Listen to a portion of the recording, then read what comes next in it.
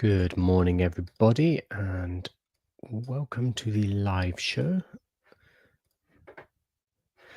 Sorry for being so late this morning. I am an hour and a half late almost. I've been setting up a new 4K recording rig.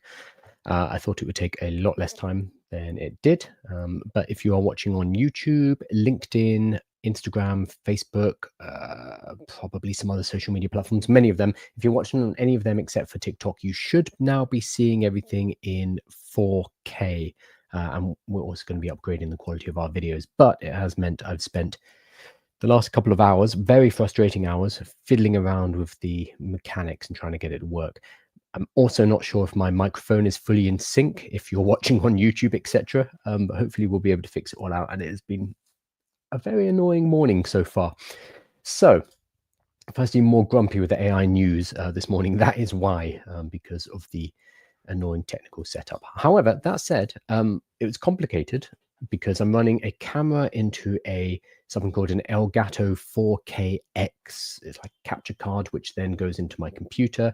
But then I need to route my microphone through not even sure you call it a preamp or something like that. And there's an audio delay. So I had to resynchronize the audio delay. All of it very complicated stuff that I do not know how to do.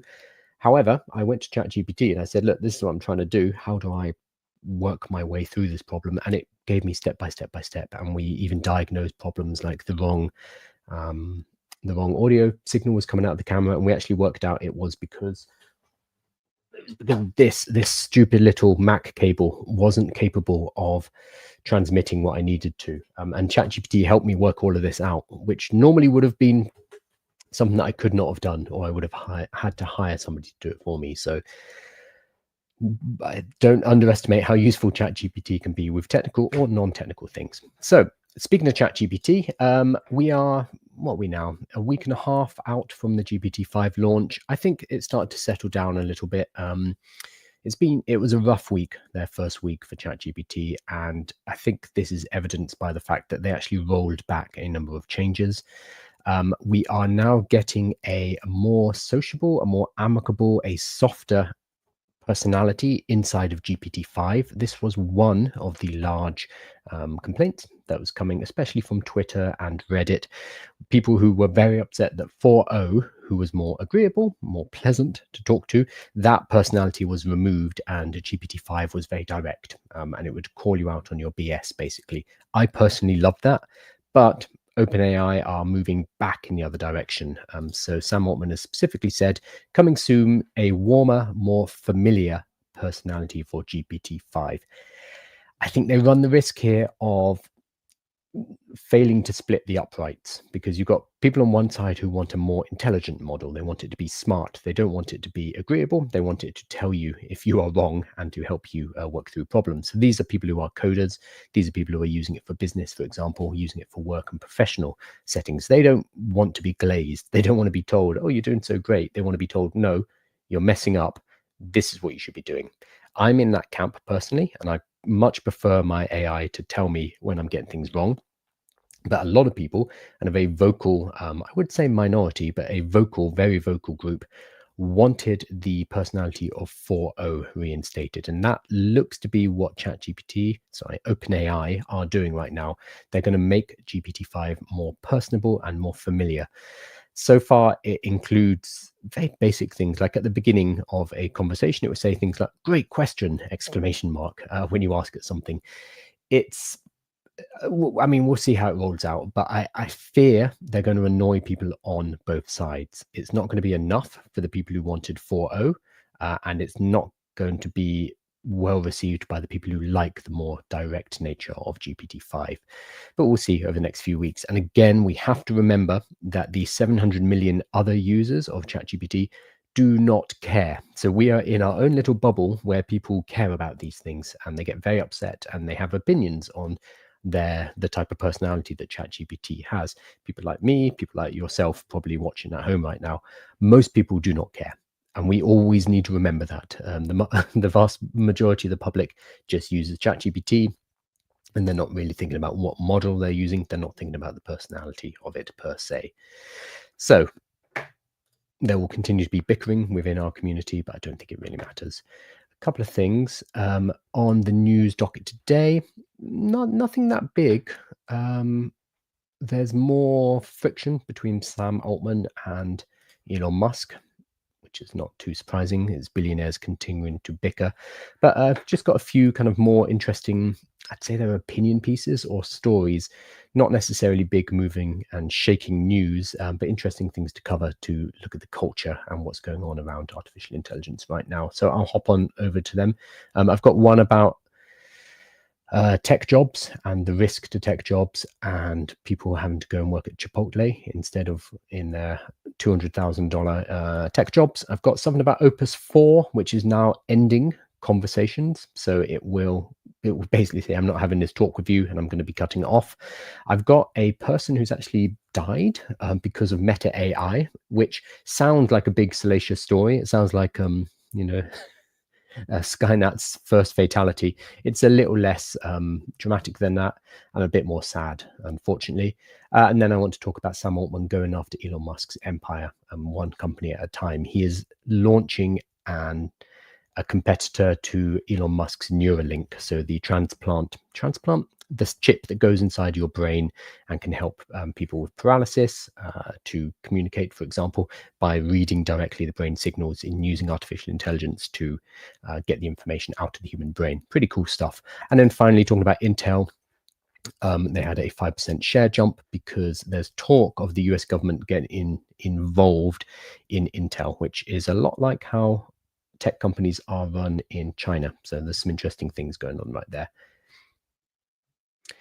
Just going to have a look at some questions and then we'll dive into the actual news of the day. As I said earlier, I'm sorry for being late, but I've been upgrading my rig and making everything in 4K. Hopefully it looks better, not on TikTok, but everywhere else right now. And then the YouTube videos, which remember are spliced up from the daily live, and we make nicely edited, easier to access versions that go on YouTube. They should all now be in 4K. So I'm going to stop looking like I've been filmed on a Game Boy camera. That is that is what we're going for, but we'll see. We'll have a look and see what's going on with it tomorrow.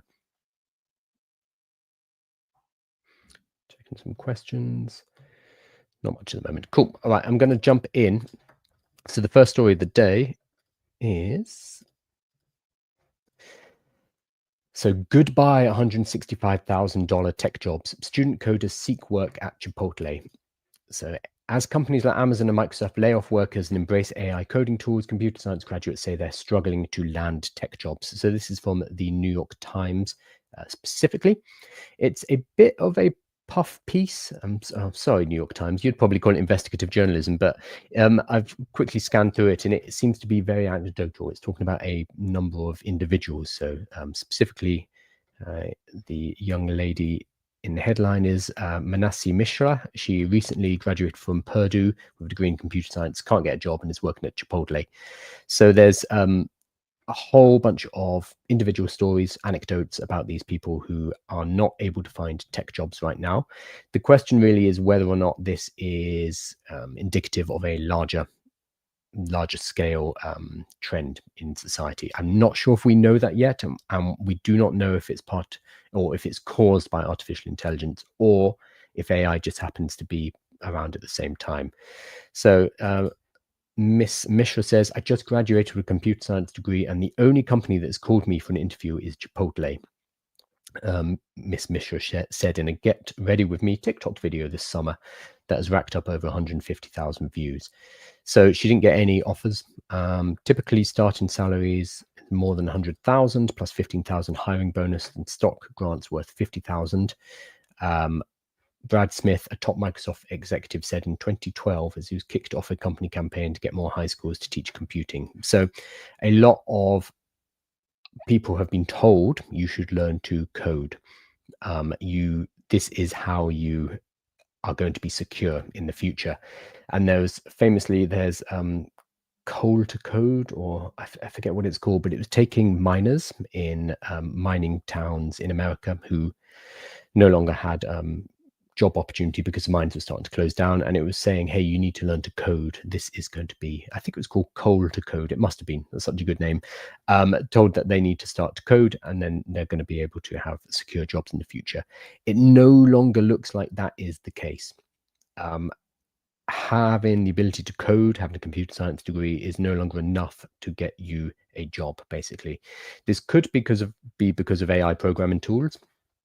So here we are. But now the spread of AI programming tools, so Cursor, Lovable as a vibe coding tool, which can quickly generate thousands of lines of computer code, combined with layoffs at companies like Amazon, Intel, Meta, and Microsoft. Microsoft cut 9,000 people, a lot of people, is dimming prospects in a field that tech leaders promoted for years as a golden career ticket.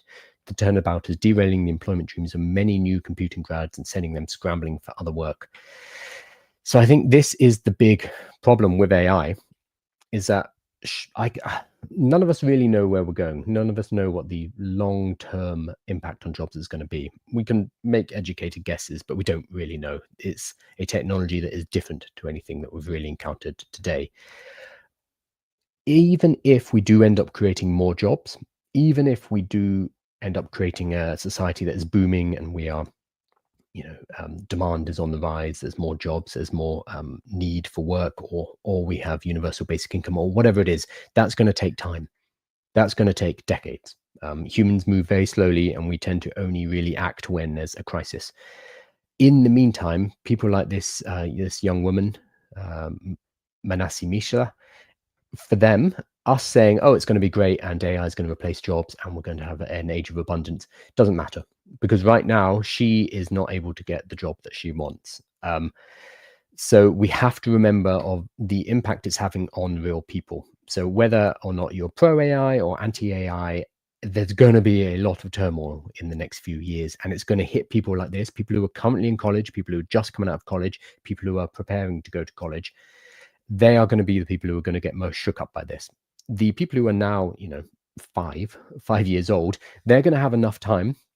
They're going to have a decade plus, 2 decades before they have to enter the workforce and think about their income, think about the jobs. That's going to allow us as a kind of species to work out what we are doing with AI and to put us in a better position. So if you're 5 years old right now watching this, 1, you shouldn't be doing that, get off TikTok. But 2, you're probably going to be okay, because we will work out over the next few decades what on earth is going on. If you are older, you also don't need to worry, because you will be able to kind of ride this out until retirement and not get hit by this too much. It's the people who are right now wondering and making a very active decision about what they're going to be doing in the next few decades. They're the ones who are going to get hit hardest about this. So ultimately, we don't know. We've got some data here. So among college graduates aged 22 to 27, computer science and computer engineering majors are facing some of the highest unemployment rates. This is US, 6.1% and 7.5% respectively. Woo! According to a report from the Federal Reserve Bank of New York. That's more than double the unemployment rate amongst recent biology and art history graduates, which is just 3%. See, if I told you 10 years ago that art history would be a better degree to take in terms of job prospects compared to computer science, you'd call me mad. You'd say absolutely not. But it looks like computer science is 6.1% unemployment, computer engineering 7.5%, whereas art history graduates is just 3% unemployment in the US. I'm sure there are other factors at play here, but that is fairly scary sounding if you've spent the last 4 years plus learning how to code, and you were expecting to come out into a job that was going to be paying hundreds of thousands of dollars, and then suddenly, no, you're on a minimum wage job. Very, very upsetting, I imagine. I'm very concerned, says Jeff Forbes, former program director for computer science education and workforce development at the National Science Foundation. Computer science students who graduated 3 or 4 years ago would have been fighting off job offers from top firms, and now that same student would be struggling to get a job from anyone. So interestingly, there are still the kind of superstar coders who are getting these $100 $100 million signing bonuses from Zuckerberg, but these are going to be in the small minority. It's going to be a very small number of superstar coders. I worry a little bit that some people will be looking at those deals that Meta is currently handing out and thinking, I want a piece of that pie. Yes, absolutely. Go and study this stuff. Go and study machine learning. Go and study how to build large language models and artificial intelligence. But we have to remember that these people getting those signing bonuses are in the extreme minority. But as humans, we tend to look at celebrities and sports stars and people like that and think, that's what I want to do. I want to go to the very top. But we need to worry more about the people who would be entering entry-level coding jobs, who were going to get paid very well, $100,000, $200,000, a lot of money for a newly employed person. That seems to be being cut off. And I think this is how AI will affect jobs. Not necessarily by removing jobs wholesale. HR is not going to go around and be like, hey, you, Mark, you lose your job now because of AI. Out you go. I don't think we're going to see people getting fired because of AI. Not yet. I think instead we're going to see a contraction in the number of new jobs, and that's going to have a knock-on effect further down the line. So again, have a look at this piece. It's from the New York Times. It's a piece of investigative reporting. I would say it's fairly anecdotal, but we still need to remember that these are individual people. These are human beings who now cannot get the job that they've been promised for the last 5+ years. So incredibly upsetting for them. Oh dear. So Miss Mishra, the Purdue graduate, she's the one who, she was going for $100,000 jobs in software engineering. She only got one offer, which is from Chipotle. Just to kind of twist the knife in here. Miss Mishra, the Purdue graduate, did not get the burrito making gig at Chipotle. This poor woman. But her side hustle as a beauty influencer on TikTok, as she said, has helped her realize that she's more enthusiastic about tech marketing and sales and software engineering. Awesome. So she's starting to create content, which is something that I highly recommend people do. If you want to start a business, if you want to sell anything, having an audience makes it a lot easier. I'm writing about that all this week in the newsletter as well, because it's kind of the foundation, a very solid foundation of any business whatsoever. And the fact that we have access, the fact that I'm able to talk to you from my bedroom, this is my bedroom, what am I talking about? From my front room, in 4K over multiple different channels is kind of amazing. And that technology is available to anyone who spends the time and the energy and gets over themselves, gets over their own ego and just starts to record. You can also make content. So I'm glad that she's found something. Hopefully she'll be able to parlay that into a job or start up her own business. But that kind of sucks that she also did not get the Chipotle job. Go and have a look. It's called Goodbye $165,000 Tech Jobs. Student coders seek work at Chipotle. And again, there's nothing wrong with working at Chipotle. It's just if you've been told for the last decade that you're going into a job that's going to pay you $200,000, it might be disheartening to you. I'm going to hop over to some questions.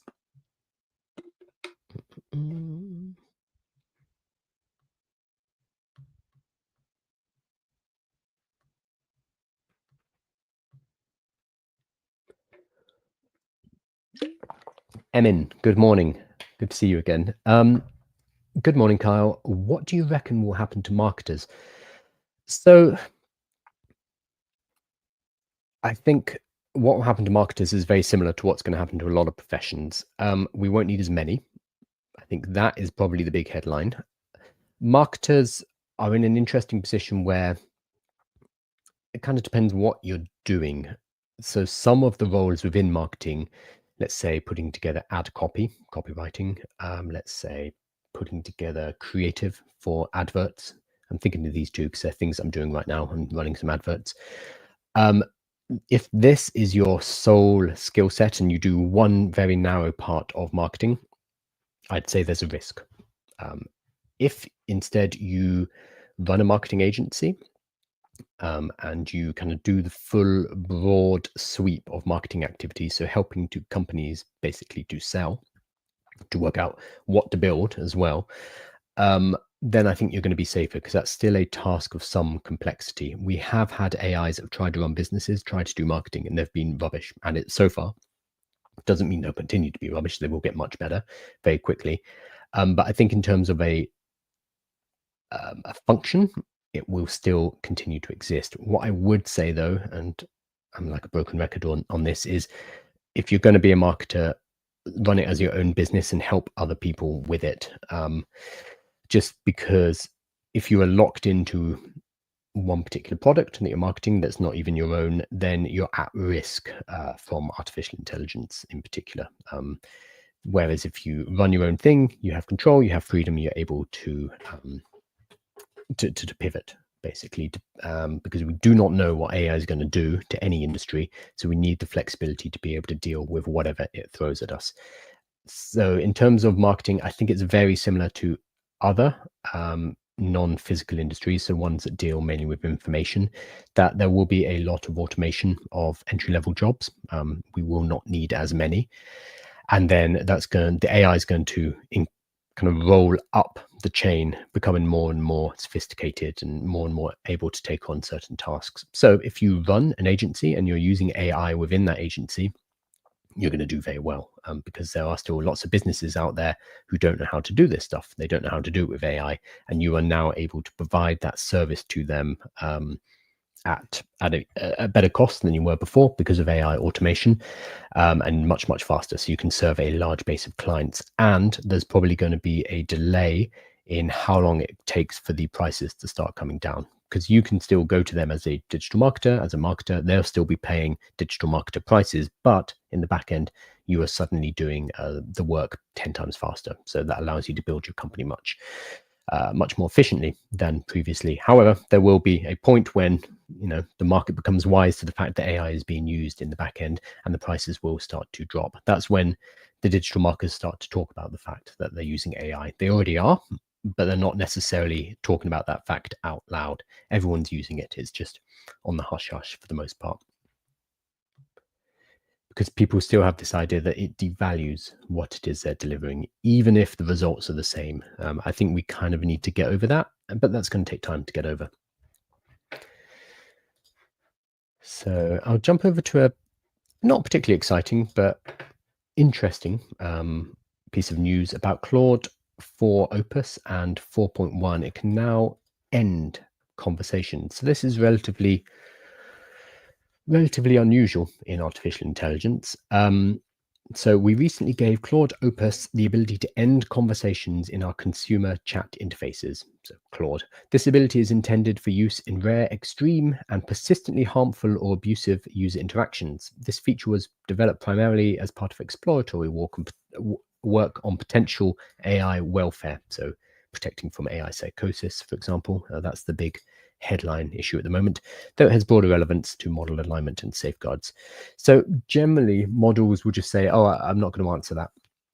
That's not something that I can talk about. I actually had a very funny instance of it recently. I was, again, this shows you how useful ChatGPT was. I was fixing the drainage in a sink in my bathroom, and I had to replace I don't even know what it's called, see, because I had to use ChatGPT as replacing the unit. It's the flange and the thing that goes up and down, and then the shaft underneath. And I was talking to ChatGPT and trying to work my way through it, and I was taking photos, showing video, chatting to the advanced voice mode, asking like, oh, where do I put this washer, etc., and it talked me through the whole process. Worked really well, but at one point, I think, what was it? I was using this like plumber's grease, which you use to seal, or to make it waterproof. And I said a sentence like, hopefully this won't get me told off on TikTok. I said, where do I put the grease around the shaft? And advanced voice mode was like, I cannot continue this conversation. And it's like, no. It's fine, ChatGPT. We're still talking about the plumbing. But generally, that's what an AI will do. It will call you up on a certain message and say, I can't give you an answer to that. That's not something I can talk about. What Claude Opus are talking about is it will just shut down the conversation. So it would just be like, nope, we're not talking about this anymore, and close the chat on you, which I think is kind of interesting. It's not a huge leap ahead, but it is an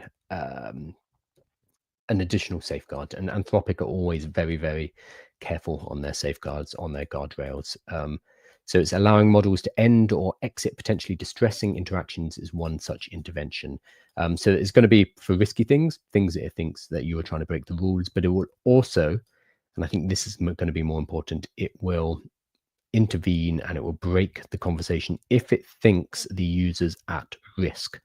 So AI psychosis is a new term, obviously a new term. It's a very new, very 2025 dystopian kind of idea of people who are, I need to be very sensitive here.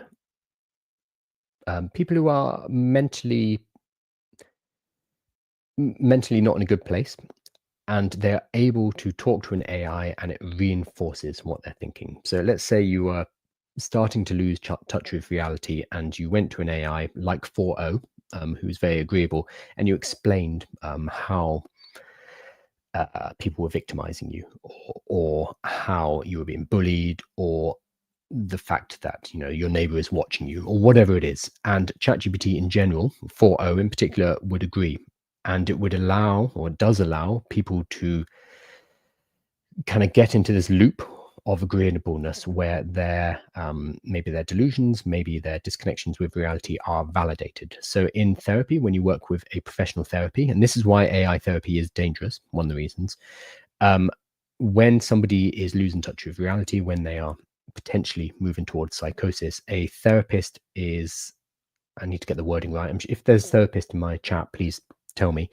They're told they're allowed to engage, but you never validate. So you never say, oh, wow, so your neighbor is watching you from over the fence and they've installed cameras to watch you. You would never kind of validate it and agree with them, but you can discuss these issues with them and try and pull someone back into reality, away from slipping over the edge into psychosis.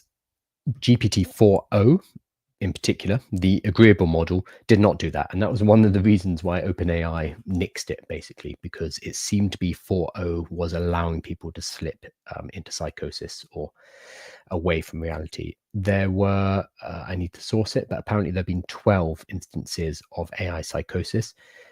Again, we need to be very careful with this. We need to work out if those people, if these are excess cases, because were these people going to slip into psychosis anyway? And what is it, just a trigger? So it could have been triggered by social media, it could have been triggered by television, the radio, interactions in the street, conspiracy theories. There have been many reasons why people have slipped over the edge into psychosis over the years. AI is a new one. So what we need to work out is whether AI is doing it with more prevalence, if it's increasing the number of people slipping into psychosis. If so, big problem, and we need to work out what on earth we do with that. And it sounds like Anthropic, who create Claude, and the Opus model are putting into place the ability for it to exit a conversation. So when the AI is like, oh, this is not going in a good direction for the user, and I worry that they are breaking with reality, it would just shut down that conversation. So yeah, this is something we really need to deal with over the next couple of years. But we do also need to we need to work out how prevalent an issue it is, because it is a really good way to get headlines. And I'm sure even me talking about AI psychosis, when we turn this into a short clip and it goes on social media, it will do really well because it is a hot topic. So what's happening is a lot of people are talking about it, and a lot of articles are being written about it, and a lot of clickbaity, quite scary pieces are being put out into the world about AI psychosis. And it sounds, terrifying, AI psychosis. We need to work out with statistics, I know it's very boring, how prevalent this actually is and whether this is a real problem. Obviously, for those 12 people who have slipped into psychosis, absolutely it's a problem, a huge problem, and for their families. We need to work out overall, though, out of the 700 million people using ChatGPT, is there an increase in prevalence in loss of it being in touch with reality? If so, then we need to work on it, but we need to make sure the facts are right first. This is not me denying it at all. We just need to know. We need to know the truth. If there is a therapist in my chat, I would love to hear your opinion, sir, because this is not anything. This is definitely not my area of expertise. This is why you can tell I'm being very hesitant talking about it, because it's a big issue, and I don't want to put my foot into it and say things that are not justifiable or even potentially harmful.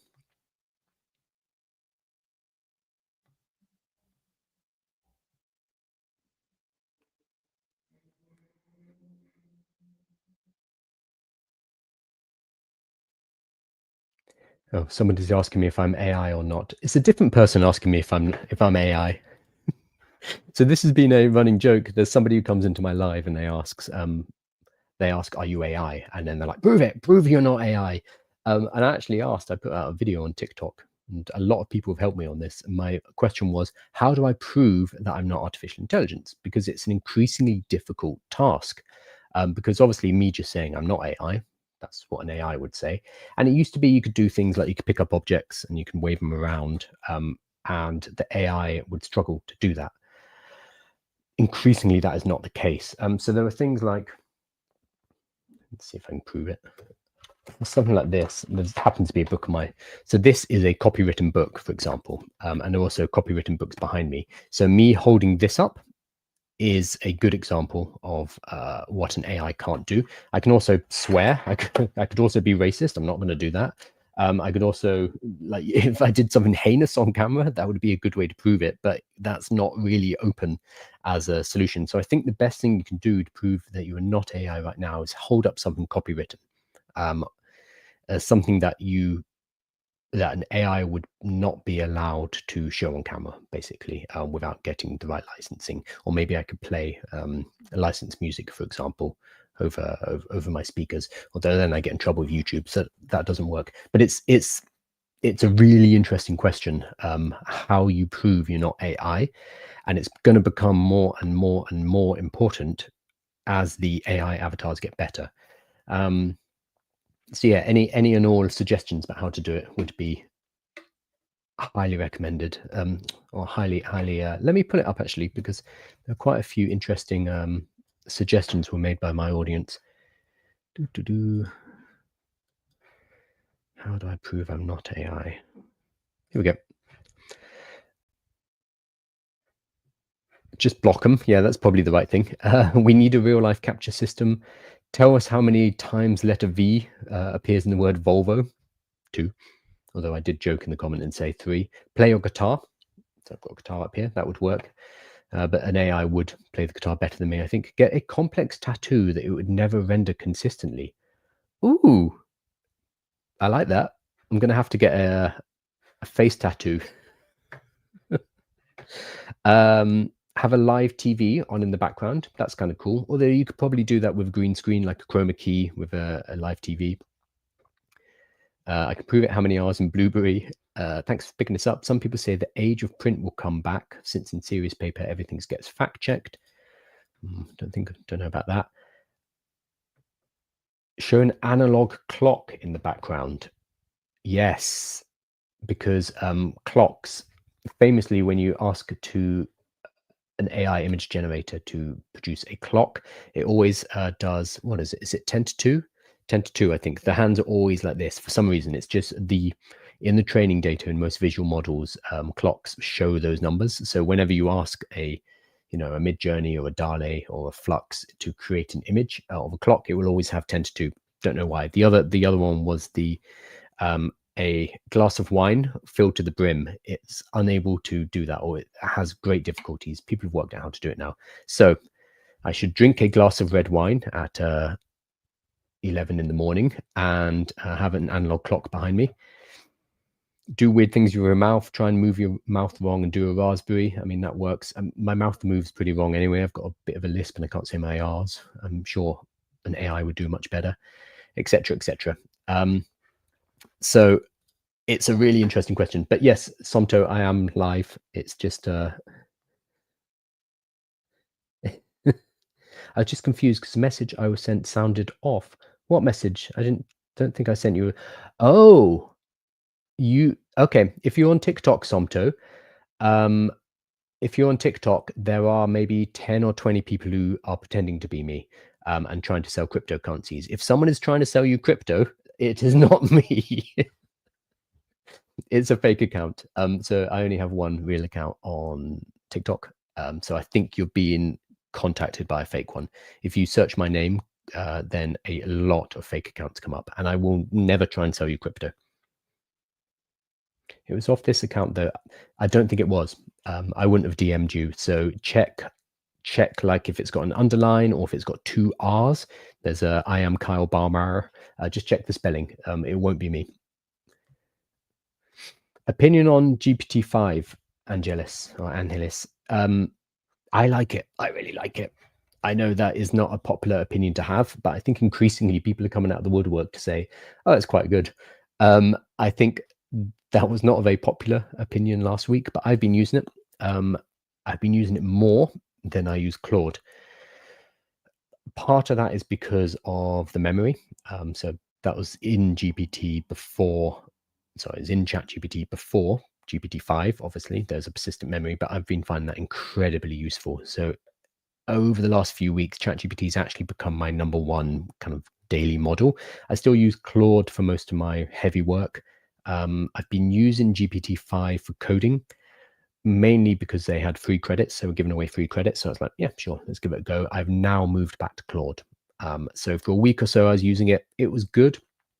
I found with coding, it kind of take a long time and a lot of credits to get to a place where Claude can just go much faster. So it would go all around the houses, kind of thinking through things. It would take a very long time, and then it would get the job done, but it just takes a long time to get there, which is quite frustrating when you're trying to code, and you don't want to be using all those tokens, and you want to be moving through tasks quickly. Whereas Claude is able to very quickly cut to the core of the problem and get it fixed. So I've actually moved back away from GPT-5 to Claude for coding, but otherwise I think it's solid. I think there's a lot of discourse about it's stupid. That's because of the routing or the routing, the fact that it goes to 4 different models underneath GPT-5.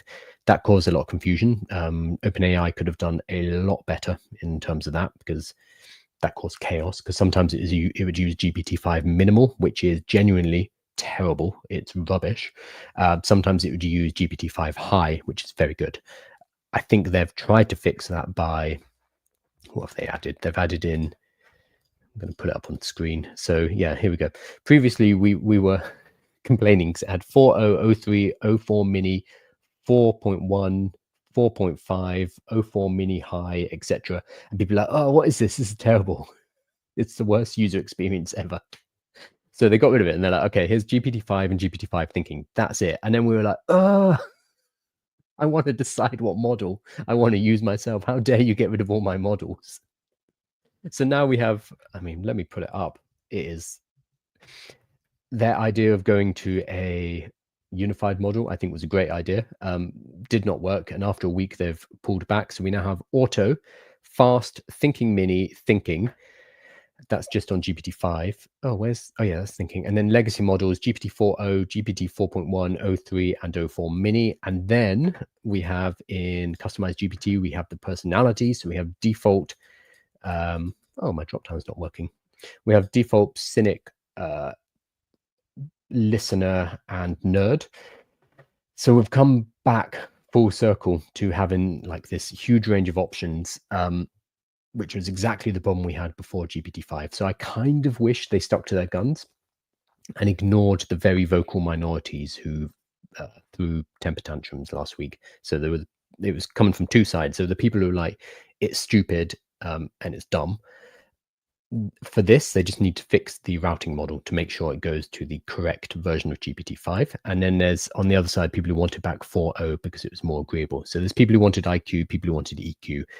ChatGPT, and sorry, OpenAI, I think, has tried to please both sides instead of just sticking to what they wanted to do, which was create a unified model, which is probably better for the 700 million people out there, the majority of users who are just quietly getting on and using it every single day. For those people, a unified model would have been fantastic. Like we already saw that the number of people using the thinking mode went up. I think it went from, it was under 1% to about 7% in about a week. So more people were accessing the higher levels of the model.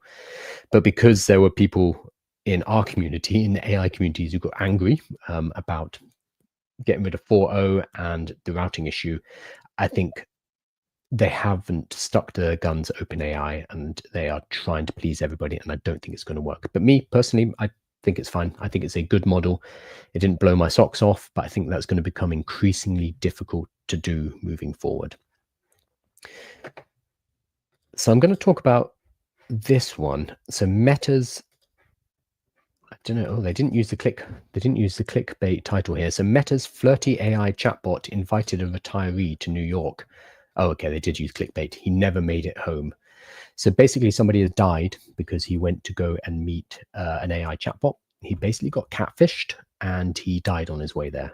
So this is a tragic story. I'm not sure if it's AI's fault exactly, although Meta AI, as we covered last week, have had some very troubling ethical issues. I covered it last Friday, but basically have an AI guidance about what can and can't be said using Meta AI. And one of the things was is that you're allowed to sexualize children as long as they are above 13. It's like, oof. Go and check out that Reuters investigation because it's incredibly problematic. But this is a new story also about Meta.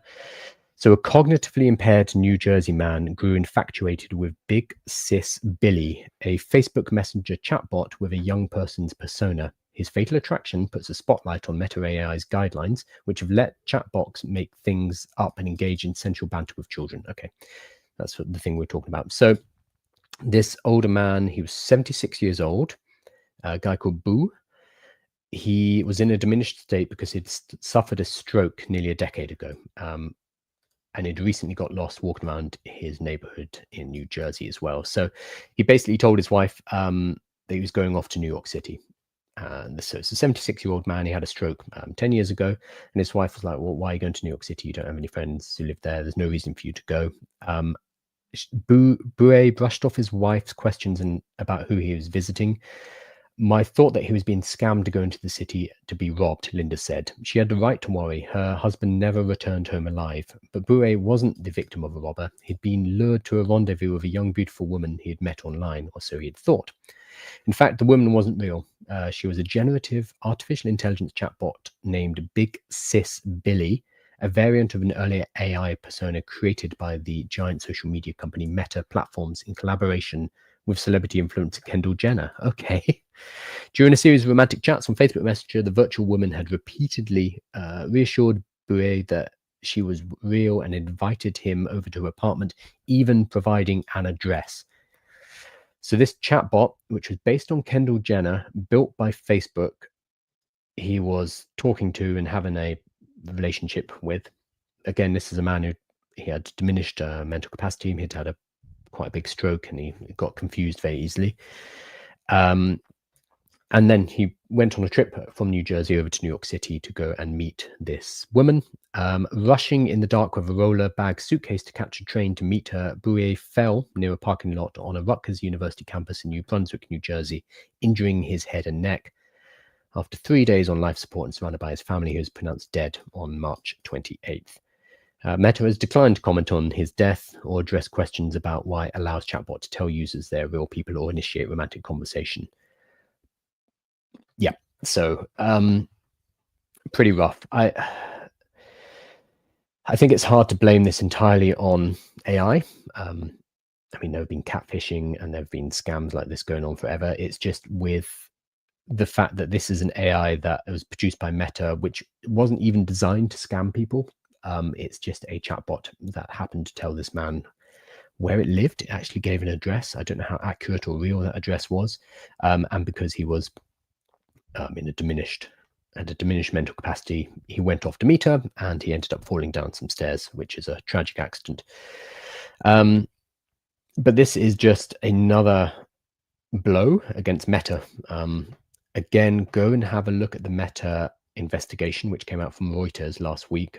I've got some videos on it as well over on my YouTube.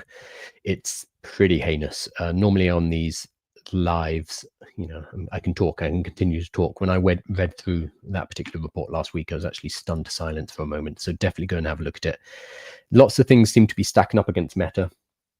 And unfortunately, Meta are the ones pushing towards artificial superintelligence.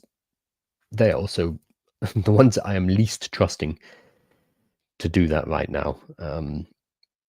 Yeah, they're even competing with Elon Musk as potentially not the best people to be ushering in this new future, because their ethics and their sense of safety around these tools is fairly diminished. So yeah, very sad story. Interestingly, they've used an AI image in the header. That's a choice. So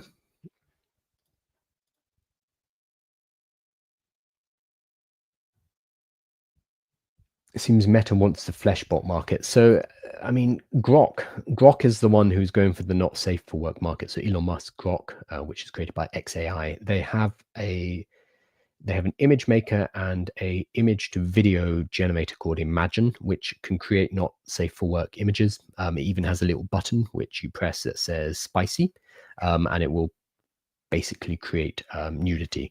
And people have been able to upload in the news last week images like a picture of Taylor Swift, and immediately it created nudes of Taylor Swift. So it's a deepfake tool that is being put into the hands of consumers.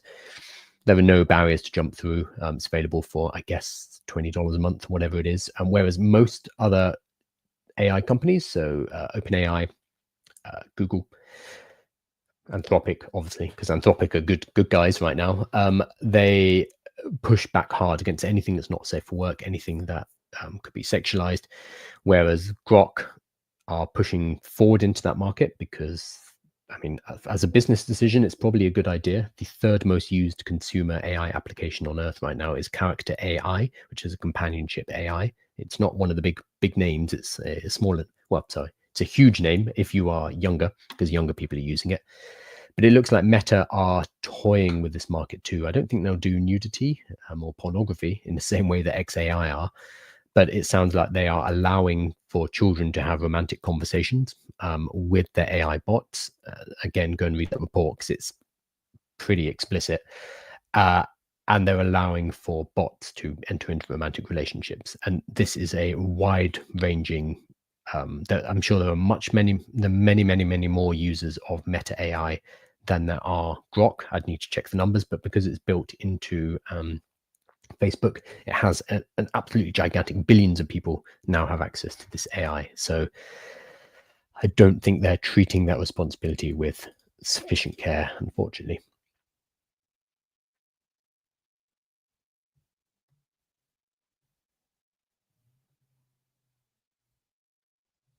Somto says, you're right, it wasn't you. My apologies. Yes, sorry, Somto. It's fake accounts who pretend to be me and try and sell or just begin conversations with people and then try to sell them something. I can't do much about it. So when I report it to TikTok, TikTok's like, nah, it's fine. So I've tried many times. What really helps me though is if you guys report it. Me reporting it does nothing. You guys reporting it does shut them down. However, there are 20, 30 plus fake accounts. Basically, as soon as you hit a certain size on TikTok, the bots move in and they start trying to impersonate. It's also why I don't allow my videos to get downloaded, because it makes it a lot easier for them to grab videos, which is annoying because I'd love for people to be able to do that because it's a bit more convenient to them. So yeah, sorry about that. It's very frustrating. Let's have a look at this one. That's the wrong button. There we go. So Intel shares jump after report of possible US stake in chip maker. I talked about Intel a couple of weeks ago, and there was a leaked report from their CEO. Let's see if I can find it. He was basically saying, we've dropped the ball. Oh, found it. It's on Tom's Hardware. So he says, Intel CEO says it's too late for them to catch up with AI competition. Reportedly claims Intel has fallen out of the top 10 semiconductors companies in the world. And at the same time, the firm laid off thousands. So the CEO is, I don't even know his name, I should know this, Lip-Bu Tan. It was a leaked internal conversation where he admitted basically we've dropped the ball and we're not even in the top 10 anymore. So while companies like AMD, Nvidia, Apple, TSMC and even Samsung might be more successful today, smaller chip makers like Broadcom, MediaTek, Micron, and SK Hynix are not above the blue team Intel in terms of sheer impact. However, talking to employees around the world in a Q&A session, Intel CEO allegedly shared these bleak words: 20, 30 years ago, we really were the leader. That's true. Now I think the world has changed. We're not even in the top 10 semiconductors company. So very true. Like, you don't really hear much about Intel, but Intel back in the the 90s, 2000s were the main chip maker, but now it's Nvidia with their GPUs in particular, and AMD making CPUs. I mean, Intel still makes CPUs, but Nvidia has become the largest company on earth by market capitalization, first company ever to hit $4 trillion. That could have been a position Intel could have been in if they had kept up to date and if they had made different decisions, but they have not. And now Intel are increasingly irrelevant. However, there is talk of the US government taking a stake in the chip maker. So shares in Intel jumped more than 7% on Thursday, following reports that the Trump administration is in talks to take a stake in the chip maker. The reported deal would support the technology firm's plan to build a manufacturing hub in Ohio, which said the size of the potential stake is not clear. So White House spokesman Kush Desai said discussions about hypothetical deals should be regarded as speculation unless officially announced by the administration. So this comes hot on the heels of Trump securing a revenue share deal with NVIDIA in exchange for allowing NVIDIA to sell H20 chips to China, to mainland China. Very interesting. So with the NVIDIA deal, that was unprecedented. It wasn't a tariff. It wasn't a tax. It was a direct revenue share. It's 15% of revenue, so not profits, coming from sales of chips to China, specifically H20 chips. And it was in return for being allowed to sell them at all. So is that extortion? Did NVIDIA pay a bribe? It's pretty shifty. Like, this is how a racket works. Basically, they controlled the access to the market and said you can't do it, and we'll put massive tariffs on you to make it so unprofitable that there's no point you doing it, or you pay us 15% of your revenue. So what was previously wrapped up and it was called a national security issue, as soon as 15% of revenue was paid, it was no longer a security issue. So a bit squiffy. Regardless of your politics, I think that's a bit gross. So they're now talking about taking a direct stake in Intel, the chip maker. This is speculation. This is a rumor, but this would be a way for the US to have a direct stake in AI, basically, because I assume this would be pushing Intel towards GPU manufacturing. And they can probably be bought up for quite cheap. So I imagine the US government can take a stake for a low cost. Now, this is really interesting because this is exactly what China does. So the Chinese government has shares in all of the large tech companies, so Alibaba, Tencent, Baidu, etc.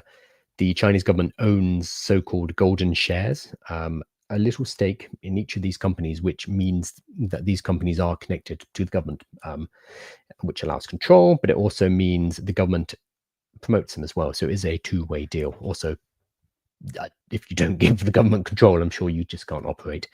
So what Trump is doing is very similar to the Chinese government. I'm sure other people will point out this similarity, and I'm sure the Trump administration will vehemently propose that. But we are looking at basically a similar setup with highly authoritarian government taking direct percentage shares in technology companies, which is was not on my 2025 bingo card. I also think, pure speculation, but I think this is also how they're going to resolve the TikTok issue as well.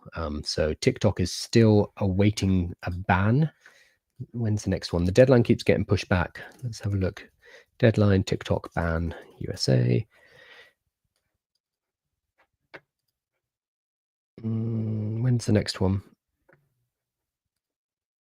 Because I keep nudging it back and people are kind of ignoring it. 2025 shutdown, second Trump administration. Wow, this has been going on for a long time. I'm not finding it. But I would not be surprised if the fix for this would be for the US government to take a direct stake in it. Whether or not that will be allowed, whether or not ByteDance will play that game or not, we'll see. But that could be a potential fix. Right. So I'm going to take a few more questions and I'm going to wrap up.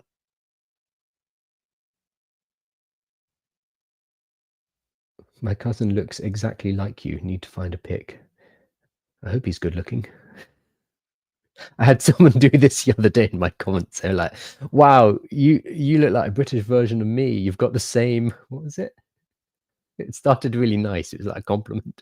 You look like a British version of me. You've got like the same eyebrows, eyes, receding hairline, and underbite, which I thought was one of the cleverest FUs I've ever heard, because people are horrible on social media sometimes.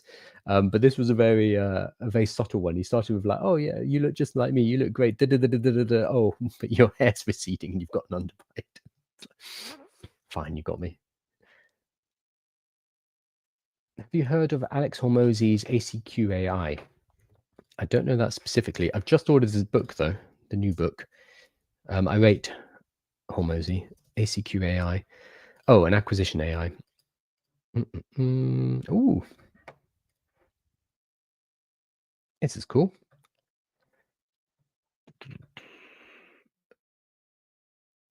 Okay, I'm not quite sure what it is. Is it an agency? Okay, so okay, no, I see.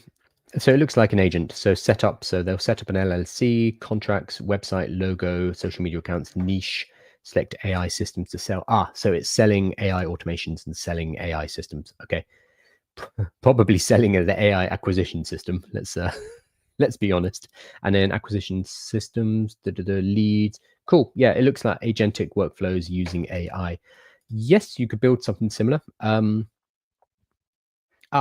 And then the things that they seem to be partnered with Odin, which is AI LinkedIn content creator, Blaze, sales call analyzer, Loki, which is an ad generator, and Hermes, which is an SDR. And then you have a bunch of agents. Yeah, you could 100% build something like this. The question is, how good will it be? That would be my question of this in particular. I think this looks very cool, but I'd want to see results from this. Because if it just churns out trash AI products and trash AI ads, then it's not going to be very valuable. And the only people making money are the people running AI acquisition. Or maybe it is. They have things like AI content creator called Odin. So it's creating AI SEO articles. Yeah, again, maybe it's good. This seems to be a set of tools. So sales call analyzer, Odin, Loki. Oh, that's they're infringing on copyright there. That's I'm going to pull that up on the screen. Disney's going to come knocking. Their Loki just looks like Tom Hiddleston in the Avengers. Well, and Loki.